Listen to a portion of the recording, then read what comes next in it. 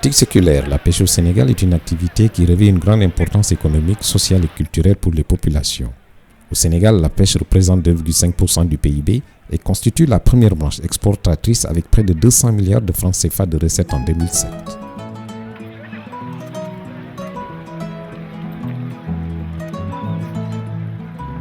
La pêche absorbe 15% de la main-d'œuvre active au Sénégal, avec près de 600 000 personnes qui y travaillent directement.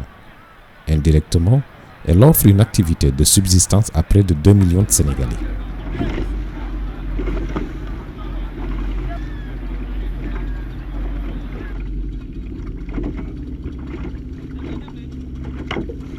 napp bu njëkk bi boobu temps dafa amoon repos biologique parce que dañu daan def bu ñu demee tool am fa 2 mois di béy noppal géej gi bu ko defee jën yi day bari. Le Sénégal, dont le linéaire côtier s'étend sur plus de 700 km, a des ressources halieutiques qui lui servent à enrichir l'alimentation de base de sa population. Malgré son rôle déterminant au plan socio-économique, la pêche traverse aujourd'hui une crise liée, entre autres, à la surexploitation des ressources halieutiques, aux effets néfastes dus au changement climatique et à la pêche illégale. Avec la précarité du secteur agricole, on assiste à la reconversion de nombreux acteurs dans le secteur de la pêche, ce qui augmente la pression sur la ressource. Li tax jën gënoon a bari bu njëkk moo doonoon gaal yi ñoo bariwul woon ay quelques gaal rek ñoo fi nekkoon quelques pêcheurs ñoo nekkoon ci dëkk bu nekk boo fa demee ay deux pirogues nga faa gis wala 3 pirogues wala 4 wala 5 léegi nag bi nga xamante ne mbéy mi ci boppam yàqu na daanaka kenn béyatul léegi gars yi jaay suuf si jënd ko ay gaal ak i moteur ñëw di fekk sa pêcheurs yi ci géej gi yiy dem géej ñoo ëpp doole géej gi ba tax na léegi produit bi fi nekkoon daanaka jeex na tak amatul. À cela s'ajoutent les accords de pêche, surtout entre le Sénégal et l'Union européenne. Tous ces facteurs contribuent à la raréfaction des ressources halieutiques, la disparition de certaines espèces et la baisse des revenus, sans compter la perturbation des logiques traditionnelles que les pêcheurs ont pu bâtir après plusieurs siècles d'expérience. Ces facteurs contribuent par conséquent à la vulnérabilité des populations côtières. ñun jën géej gi rek la ñuy yaakaar gannaaw yàlla suñu gaal yi bu ñu demee nappi fu ñu war a nappee bato yi ñoo fay nappi suñu gaal noonu la ñuy ñibbisee tey jii nga ñëw nii suñu gaal yi noonu la ñuy ñibbisee te boo séentoo nii yaa ngi seen bato bi nee ci kanam mu leer na ne kon suñu gaal yi li ñu waroon a mbaal bato bi moo ko mbaal. jën yu bari ñu daan jàpp bu njëkk amatuñu ko léegi ndax jën yi daan am façon variété bu bari daan am si géej gi mais léegi daal amatuñu ko léegi am na façon jën xeer yoo xam ne gisatuñ ko am na jën kaw ndox yoo xam ne gisatuñu leen ñoo en voie de disparition. waaw ndax da ngay gis nga juddu sa papa di la dundal si géej gi ba nga màgg yow say besoin ci géej gi nga ko yaakaar.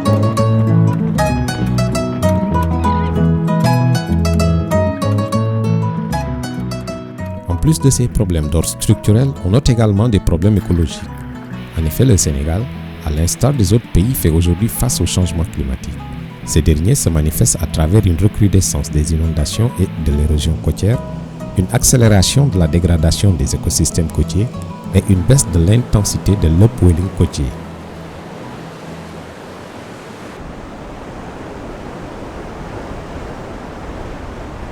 ñun bi ñu nekk xale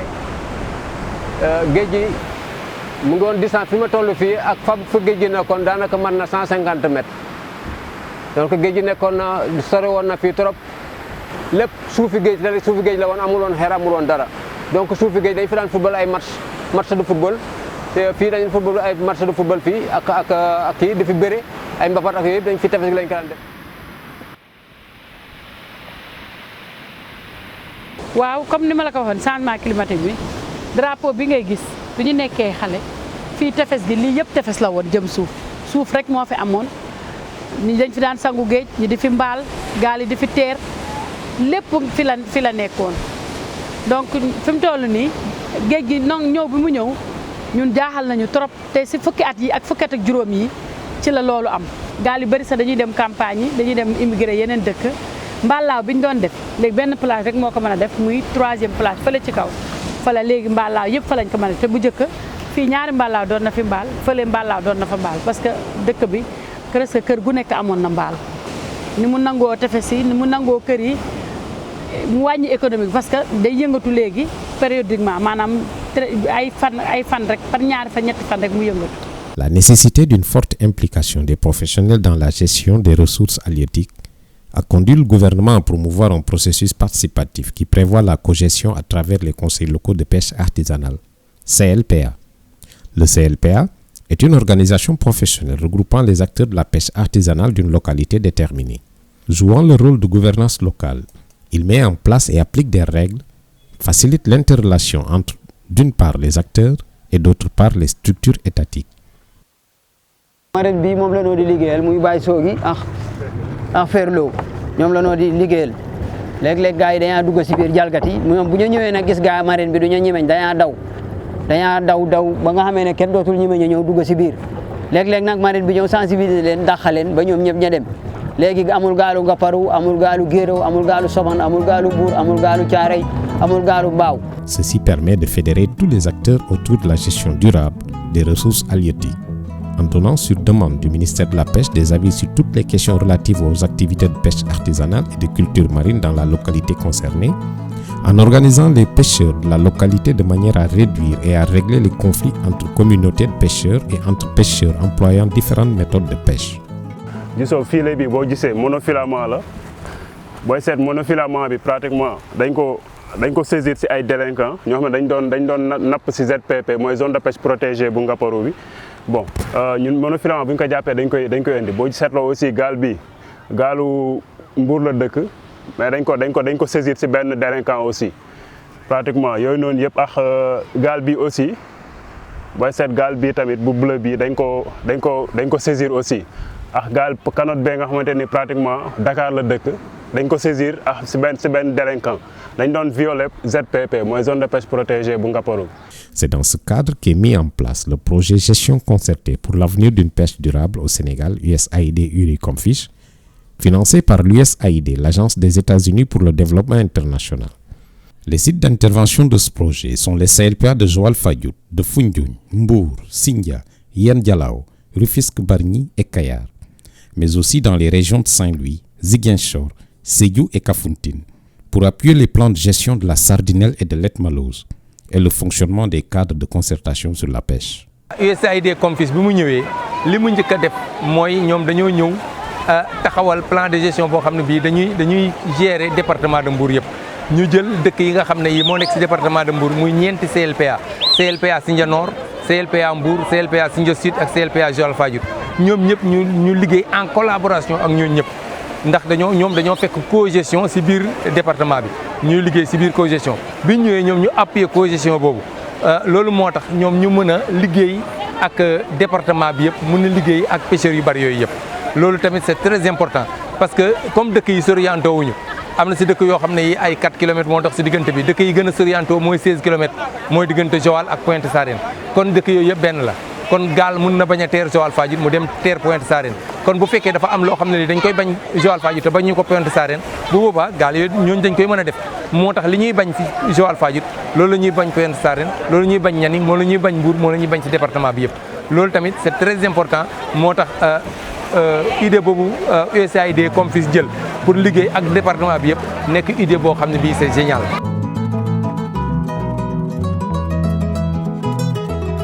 C'est dans ce contexte que le projet USAID COMFISH intervient au niveau des CLPA pour appuyer l'État du Sénégal dans sa stratégie de gestion durable des ressources halieutiques, en aidant à l'élaboration de ce plan d'adaptation en vue d'une meilleure prise en charge des impacts des changements climatiques au niveau local.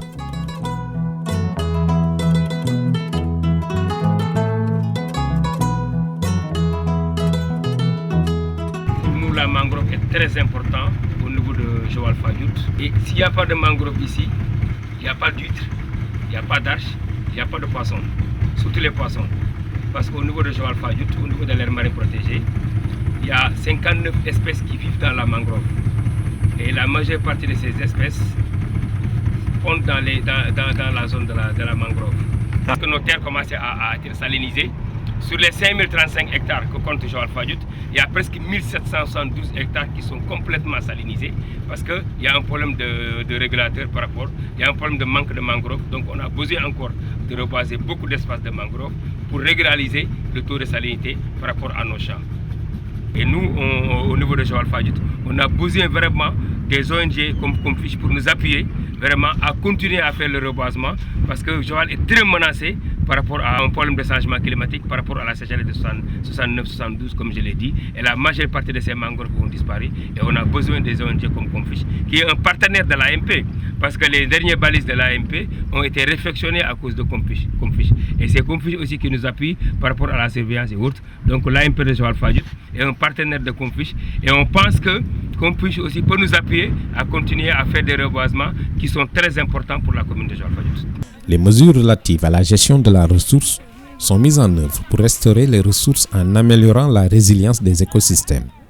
Cela en vue de les rendre durables et d'améliorer les revenus des acteurs. Comfiche mu ngi ñu jàppale ci waa météo ñoo ngi ñu envoyé ay message léegi di ñu wax ne géej gi day am ay uul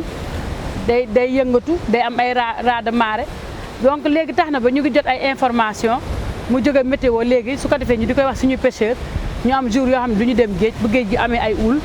pour gaal yi bañ a dem géej yàqule parce que gaal gi su demee yàqule mool bi day gën a ñàkk te kon li nga xam ne moom la ñu fiy def du li fi nit fi bëgg a dindi maanaam mooy ñàkk du fi gaaw a jóg.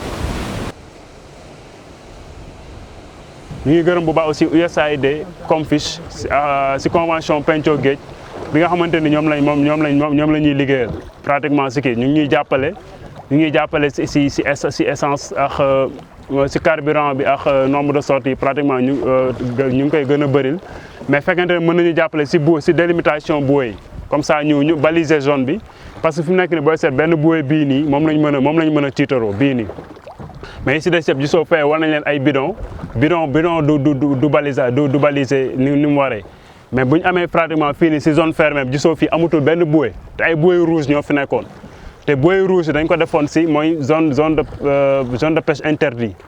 donc fii nii on a interdit toute activité de pêche amul benn pêche benn façon nappin boo xamante ni dañ ko fay autorisé donc fii nii bon gisoo mais nag fi mu nekk nii amul balisage donc nit mën na jóge fële ñëw napp boo ko jàppee dafa naan gisuma fi bouée te si dëggam lay nekk. objet bi ngay gis nii te mu am bleu blanc te mu ndaw nii te mu nekk si pratiquement si entre ñaari drapeau yi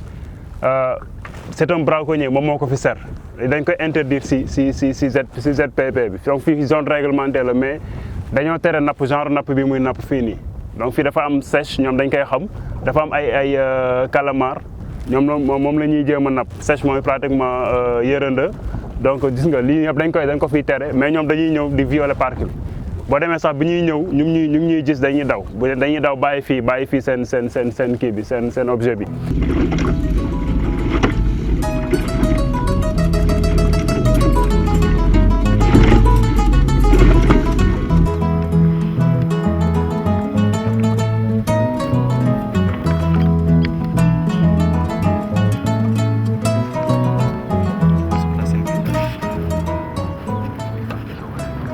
Il s'agit essentiellement de la construction d'ouvrages de protection des côtes, mais aussi d'infrastructures permettant une pratique durable des activités génératrices de revenus,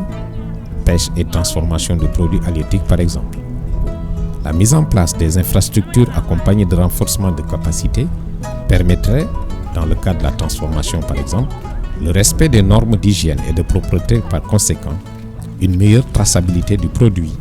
l'augmentation du prix de vente et l'ouverture vers de nouveaux marchés au plan international. léegi fii bu nawet jotee dafay am ay poto ndox yi day taaje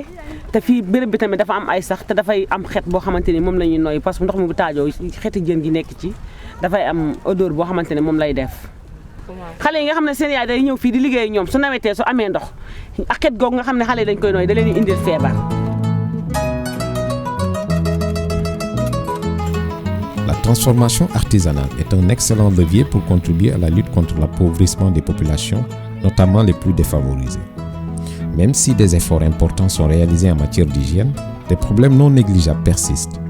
Les ordures sont ramassées et évacuées irrégulièrement. Le site est encombré par des sachets plastiques et des épluchures de poissons. Des saletés meublent les dessous de certaines clés de séchage. Pour résoudre ces problèmes d'insalubrité, le projet USAID Confiche a octroyé à ces femmes transformatrices du matériel de nettoiement afin qu'elles puissent faire face à cette situation. ñu ngi leen di sant di leen gërëm ndax ki la dugal ci wàllu set da lay dugal ci wér-gu-yaram wér-gu-yaram mooy lépp ndax li ñuy liggéey dafa war a set ñi koy jënd am qualité ak hygiène su ko defee ku am produit bu baax boo demee di nga mën a jaay lu baax waaye boo ñëwee fekk produit boo xam ne dafa salte jën too ji am mbalit jën boo ne dinaa liggéey jën di liggéey bu set itam mënut a nekk. Confiche gis nga site bi ñu la doon wax site baa ngi nii xaaruñ dara budul nga ñëw tabaxal ñu ko ban mun ci lakk qualité ak hygiène. am nañu suñu papier am nañu suñu yëpp yéen rek la ñuy xaar pour ngeen ñëw ñu di leen di tàllal loxo ngeen ñëw defaral ñu ko su soobee yàlla altine dafa tombe sax ndax démb lañ ñu wax ne papier yi altine la war a génni yàlla indi leen nag mu mel ni ñaan bu taseek amin ndax altine bu soobee yàlla ci la papier yëpp war a mën a génni. Seen émission Pencco Géej. Dans le but de sensibiliser les communautés de pêcheurs sur les problématiques clés liées à la pêche, telles les changements climatiques, le projet USAID Confiche a signé des protocoles de partenariat avec 5 radios communautaires dans les zones d'intervention du projet. Ces radios communautaires diffusent chaque semaine des émissions sur des thèmes choisis par les communautés elles-mêmes et impliquent des personnes ressources et des leaders d'opinion de ces communautés ou d'ailleurs.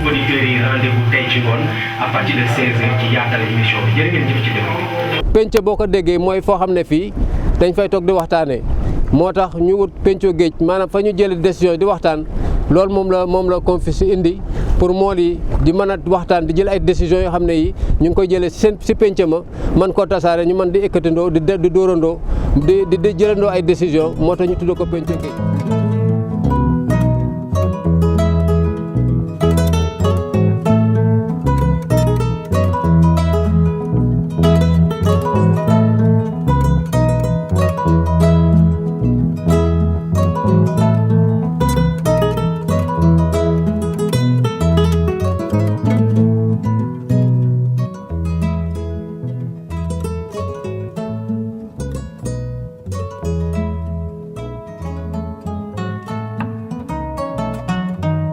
Thank you.